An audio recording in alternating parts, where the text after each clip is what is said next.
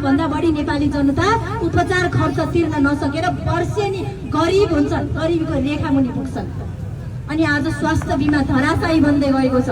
देशभरि 10 वर्ष भयो, 8-10 वर्ष भयो स्वास्थ्य बिमा आएको, तर अहिलेसम्म 33% जनताले मात्र स्वास्थ्य बिमा लिनुभएको छ। टिचिङ अस्पतालमा स्वास्थ्य बिमा बन्द भयो, गङ्गालाल मुटु अस्पतालमा स्वास्थ्य बिमा बन्द भयो, पाटन अस्पतालमा, वीर अस्पतालमा बन्द हुने अवस्थामा छ। मेडिकल कलेजहरूले चलाउन सक्दिन भनेर बहिष्कार गर्ने अवस्था छ। तर म ग्यारेन्टी दिन्छु स्वास्थ्य बिमा चलाउन सकिन्छ, पुरा गर्न सकिन्छ। 100% नेपाली जनतालाई गुणस्तरीय स्वास्थ्य सेवा पुर्याउन सकिन्छ।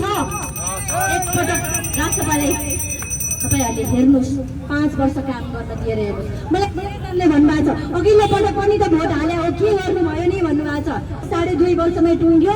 एकचोटि संसदको रेकर्ड हेर्नु होला, लगभग 17-18 वटा मेजर मुद्दाहरू ललितपुरको संसदमा उठाएको छु, संसदीय समितिमा पेश गरेको छु, संशोधन राखेको छु। राष्ट्रिय मुद्दाहरूमा, क्षेत्रीय मुद्दाहरूमा त्यही काम पुरा गर्नु छ, अधुरो काम पुरा गर्नु छ, मैले गरेको बाचा पुरा गर्नु छ, संसदमा उठाएका मुद्दाहरूलाई सम्बोधन गर्नु छ। र मलाई अरूमा विश्वास छैन।